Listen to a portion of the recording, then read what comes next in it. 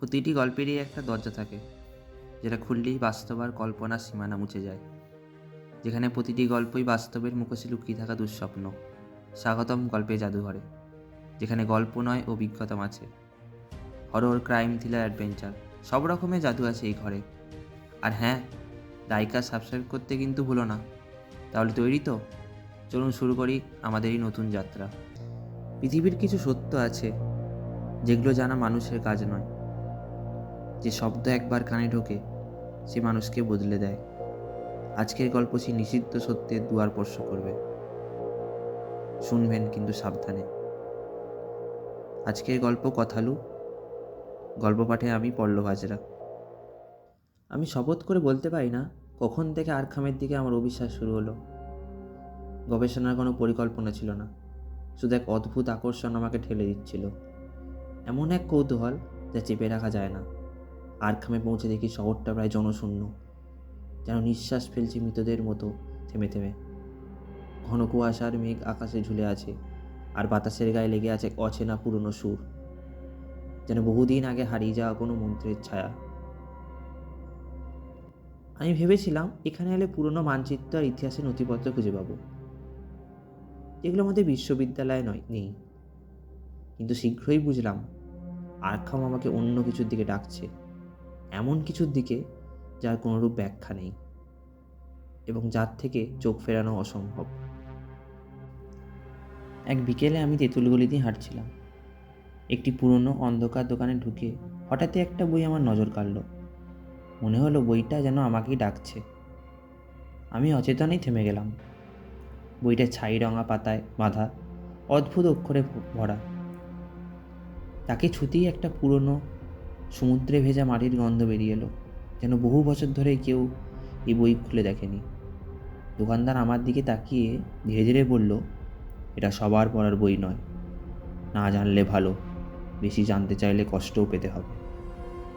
তার কথায় একটা সতর্কতা ছিল, কিন্তু তবুও আমি কারণ না জেনেই বইটা কিনে নিলাম। মনে হচ্ছিল এটা না নিলে যেন কিছু অসম্পূর্ণ থেকে যাবে। কেন কিনছি সেটাও তখন আমি বুঝতে পারছিলাম না, যেন বইটা আমাকে নিজের দিকে টেনে নিচ্ছিল। বলে রাখা দরকার, বইটা আমি যতটা পড়লাম ততই বুঝতে পারলাম এটি ইতিহাস নয়, এটি যেন লেখা এক রীতির নোট। প্রথম পাতায় ছিল অদ্ভুত রেখাচিত্র, তিমির মতো বিশাল জাল, আর কেন্দ্রে অস্পষ্ট রূপরেখা যেন অচেনা ভঙ্গিতে নৃত্য করে। বইয়ের পাতাগুলোর ভাষা ছিল পুরোপুরি অদ্ভুত, কোথাও ঠিকঠাক নয়, কোথাও আবার এমন শব্দ ছিল যা কানে লাগলেই শরীর কেঁপে ওঠে। শব্দগুলো মনে হতো যেন সমুদ্রের গভীর থেকে আসছে, অন্ধকার জলের ভিতরের সেই গোপন সুরের মতো। আর প্রতিটি অনুচ্ছেদে অক্ষরগুলো এমনভাবে ছুটে ছুটে ঘুরছিল যেন কাগজ নিজেই কাঁপছে। দেখলে মনে হতো যেন লেখাগুলো জীবন্ত, আর কিছু একটা আমাদের চোখের সামনে বদলে যাচ্ছে। রাতে ঘুমোতে গেলেই আমি একটা স্বপ্ন দেখি। স্বপ্নের ভেতর থেকে একটা নাম আমাকে বারবার ডাকতে থাকে, একটা অদ্ভুত নাম। নামটা শুনলে মনে হয় যেন কোনো পুরনো ক্ষতচিহ্ন থেকে শব্দটা উঠছে। স্বপ্ন দেখি আমি দাঁড়িয়ে আছি একটি ভাঙাচোরা পাহাড়ের মাথায়। চারিদিক দিয়ে কালো জল ঢেউয়ের মতো ধাক্কা খেয়ে আওয়াজ তুলছে। দূরে দূরে ছায়ার মতো অনেকগুলি মানুষ মতো প্রতিমূর্তি দাঁড়িয়ে আছে। তারা কিছু করছে না, শুধু নিঃশব্দে দাঁড়িয়ে আমার দিকে তাকিয়ে আছে, যেন আমাকে অপেক্ষা করছে। ওদের চোখগুলো যেন গভীর ফাটলের মতো, আলো কিংবা ছায়া বদলালেই সেই চোখগুলো নড়ে উঠবে, যেন প্রত্যেক চোখের ভিতরে লুকিয়ে আছে বহুদিনের অজানা কোনো ইতিহাস। এমন ইতিহাস যা কেউ জানলে বাঁচবে কিনা সন্দেহ। একদিন আমি শহরের পুরনো গ্রন্থাগারে ঢুকলাম। গ্রন্থাগারটি সেই রকম এক নিঃসঙ্গ ভবন, যেটা নিজেই পড়ছিল কোনো অতীত তত্ত্ব। তাকগুলোতে ধুলো, জানলাগুলোতে আর্দ্রতা জমে আছে। এক কোণে পুরো নথির মধ্যে আমি পেলাম একটা কার্ড। তার উপর অঙ্কিত নামটি ছিল ইথার অর্কিস। নামটি পড়ে আমার হৃৎপিণ্ড কিছুক্ষণ থমকে গেল। আমি এক ধরনের অন্যমস্ক সম্বন্ধ অনুভব করলাম। নথিতে লেখা ছিল নামগুলো মানুষ সীমার বাইরে গেলে কি হয়, কি আসে যখন এই নামগুলো উচ্চারিত হয়, কি জেগে ওঠে সমুদ্রের গভীরে। রাত অবধি আমি বইয়ের পাতায় ডুবিয়েছি। প্রতীকগুলো যেন একটা সুরময়, এক সুর যা ধীরে ধীরে আমার ভেতরের সব কিছু মৃদু করে দিল। আমি অনুভব করলাম জ্ঞান আর অজ্ঞানতার লেখা এখানে দুর্বল। বাক্যগুলো পড়তে পড়তে আমি প্রথমে ভেবেছিলাম এগুলো কেবলই কিছুক্ষণ পুরনো লোককথা। আমাদের বাংলা গল্পেও তো এমন অনেক কাহিনী আছে, কিন্তু এই বইয়ের গল্পগুলোর মধ্যে একটা অন্যরকম অনুভূতি ছিল, একটা গভীর অস্বস্তিকর গভীরতা। এগুলো সাধারণ ভৌতিক গল্প নয়, কোনো সাধু ফকিরের আশীর্বাদ বা অলৌকিক কীর্তি নয়, বরং শব্দগুলো এমনভাবে সাজানো ছিল যেন তারা ঠান্ডা ধারালো কোনো সতর্কবার্তা, একটা অদ্ভুত অমঙ্গল বার্তা যার শেষ নেই। এক রাতে উপকূলের দিক থেকে আমি একটা অদ্ভুত শব্দ শুনলাম। শুরুতে মনে হলো যেন হালকা বাতাস, কিন্তু একটু পরেই শব্দটা আরও গভীর, আরও ভারী হয়ে উঠল। শব্দটা যেন মাটির অনেক নিচ থেকে উঠে এসে আমার বুকের ওপর চাপ ফেলছিল। চারপাশের বাতাস থেমে গেল, যেন কেউ বাতাসটাকেই চুরি করে নিয়েছে। জানলার কাগজ কাঁপতে লাগলো, কাঁচে কুয়াশা জমলো। মনে হলো সমুদ্র নিজের শ্বাস জানলায় রেখে যাচ্ছে। আমি তখন কোনো পরিকল্পনা ছাড়াই বইয়ের একটা অংশ পড়ে ফেললাম। শব্দগুলো ঠান্ডা আর অদ্ভুত ছিল, কিন্তু অদ্ভুতভাবে আমাকে টানছিল। আমি সেই অংশ পড়া শেষ করতেই সমুদ্র হঠাৎ যেন সাড়া দিল। একটা ধীর ভারী স্রোতের মতো শব্দ উঠল, তারপর সব কিছু আবার স্থির হয়ে গেল। ঠিক তখনই আমি প্রথম সেই নামটা শুনলাম, কথালু। নামটা আমার মনে ঢুকতেই মনে হলো বুকে আগুন লেগে গেল। চারপাশে সব কিছু হঠাৎ তীক্ষ্ণ, অদ্ভুত হয়ে উঠল। রাতের আকাশ যেন আরও ঘন অন্ধকারে ঢেকে গেল, আর ঘরের ভিতরে ছায়াগুলো বড় বড় হয়ে উঠতে লাগলো, যেন তারা আমার দিকে এগিয়ে আসছে। আমি ভয়ে চিৎকার করলাম, বুক চেপে ধরলাম, কিন্তু সেই নামটা তখনও আমার মাথার ভিতর ঘুরছিল, ঘুমন্ত সাপের মতো কিলবিল করে। জানলার বাইরে তাকাতেই দেখলাম সমুদ্রের কালো ঢেউগুলো হঠাৎ পিছিয়ে যাচ্ছে, কারণ জলের মধ্যে থেকে উঠে আসছে একটা বিশাল অন্ধকার আকৃতি। তার শরীর লম্বা, বেঁকানো, চোখ দুটো নিচের দিকে ঝুঁকে আছে, যেন সে গভীর কোথাও থেকে নিঃশ্বাস টেনে নিচ্ছে। আমার দিকেই তাকিয়ে আছে। পরের সকালে ঘুম থেকে উঠে আমি বুঝলাম আমার জীবনে আর কিছুই আগের মতো থাকবে না। শহরের রাস্তা, বাড়িঘর সবাই আগের মতো ছিল, কিন্তু মানুষগুলো অদ্ভুতভাবে শান্ত। কেউ কারো চোখের দিকে তাকাচ্ছে না, সবাই যেন চুপচাপ কোনো পুরনো রীতির অপেক্ষায় আছে। একটা রীতি যা আমরা ভুলে গেছি, কিন্তু তারা নয়। বাজারে দেখলাম কিছু মানুষ কাঁধে ছোটো ছোটো প্রতিমূর্তি বেঁধে রেখেছে। সে প্রতিমূর্তির মুখে ছোট্ট একটা চিহ্ন ছিল, একদম সেই চিহ্ন যা আমি বইয়ে পড়েছিলাম। ঠিক তখনই একজন বৃদ্ধ আমাকে থামালো। তিনি তাকালেন আমার দিকে, চোখে অদ্ভুত দাগ। সে আমায় জিজ্ঞেস করলো, তুমি বইটা পড়েছ? আমি কিছু বলিনি। তিনি হাসলেন না, কেবল ঠোঁট শক্ত করে আমার দিকে তাকিয়ে রইলেন। তারপর ধীরে ধীরে বললেন, আমি নিজেকে বিচ্ছিন্ন করতে পারিনি। দুপুরে গ্রন্থাগারে ফিরে এসে আমি শেষ অধ্যায়ের দিকে ঝুঁকে পড়লাম।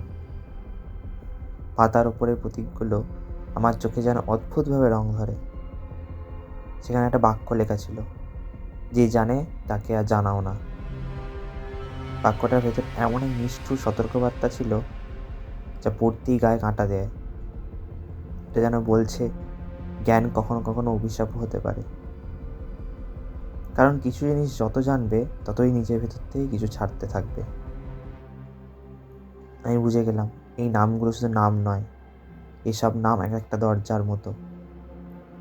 আর সেই দরজার ওপরে এমন এক জগৎ আছে যেখানে আলো মানুষের চোখে পৌঁছায় না, যেখানে আমাদের বোধ, আমাদের ভাষা কিছুই আর কাজ করে না। রাত্রি স্পষ্টতই আমার জীবনের সবচেয়ে অশান্ত রাত্রিগুলোর একটি হয়ে উঠল। উপকূলের ধারে দাঁড়িয়ে বুঝতে পারছিলাম এই সমুদ্র আর আগের সমুদ্র নয়। ঢেউগুলো যেন ভেতরে ভেতরে কোনো সংগঠিত কম্পনে কাঁপছিল। চাঁদের রূপও অচেনা, তার আলো সমুদ্র পৃষ্ঠে পড়ে বাঁক নিচ্ছিল অস্বাভাবিক আকারে। সেই গহ্বরে আমি প্রথম শুনলাম সে বিকৃত সুর, যেন কারো পুতুলের ভিতর থেকে ওটা ক্ষুদ্র, তবু ভয়ার্ত ঠান্ডা ডাক। সেই সুর একবার কানে ঢুকতেই মনে হলো আমার সমস্ত পরিচয় যেন সরে যাচ্ছে, যেন নাম, স্মৃতি, অতীতগুলো হালকা হয়ে বাতাসে ভেসে যেতে চাইছে। আমি ভয় পেয়ে কাঁদছিলাম, কারণ বুঝতে পারছিলাম না এই ভাঙনটা শরীরের নয়, চিন্তার। তখনই ওকে দেখলাম, সেই পুরনো ছায়াচিহ্ন, যার উপস্থিতি আমি কখনো দেখিনি অথচ বহুদিন ধরে অনুভব করেছি। সে আমার পাশে এসে দাঁড়ালো নিঃশব্দে।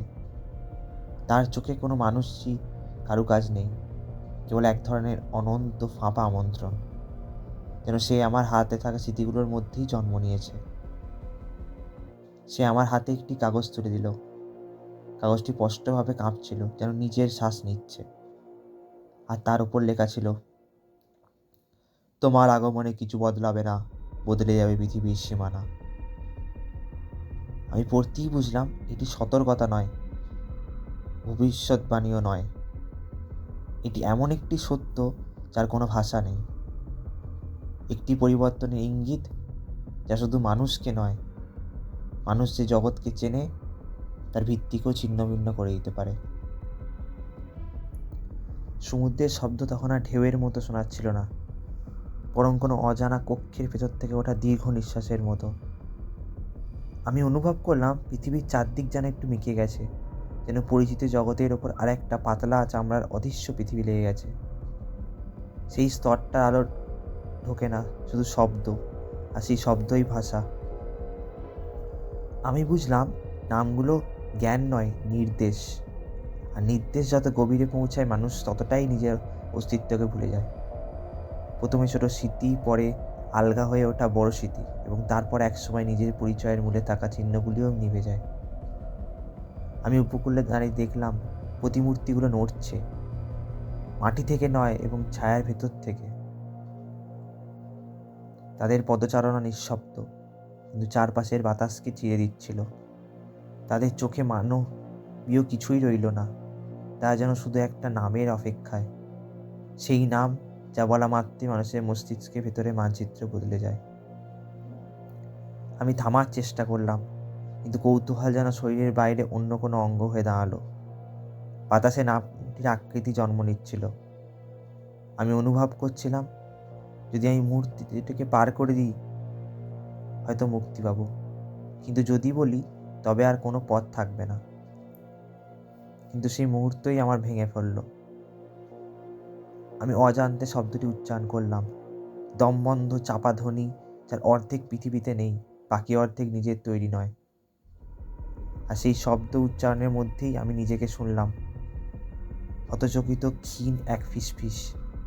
তারপর সব কিছু নীরব হয়ে গেল। আমার সামনে থাকা উপকূল হঠাৎ বদলে গেল। আকাশে গাঢ় নীলের বদলে এক অদ্ভুত অপরিবর্তিত অন্ধকার। সমুদ্র এমনভাবে স্থির দাঁড়িয়ে রইল যেন সেই মুহূর্তের সঙ্গে তারও সম্পর্ক নেই। আর আমার নিজের স্মৃতি, আমি হাত বাড়িয়ে ধরতে চাইলেও ধুলোর মতো ভেঙে গিয়ে উড়ে গেল।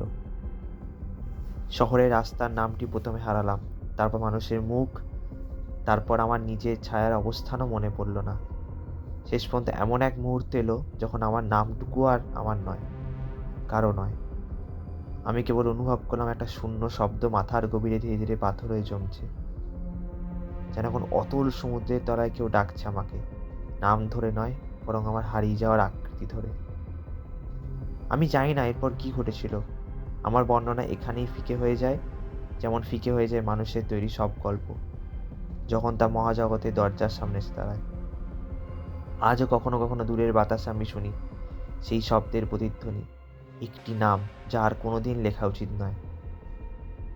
আর তুমি যদি কখনো আরখামের সে উপকূলে যাও, যদি শুনতে পাও বাতাসে কে যেন প্রশ্ন করছে, তুমি কি নামটা জানো, তুমি থামবে না, তুমি ফিরে তাকাবে, তুমি আবার এখানে আসবে।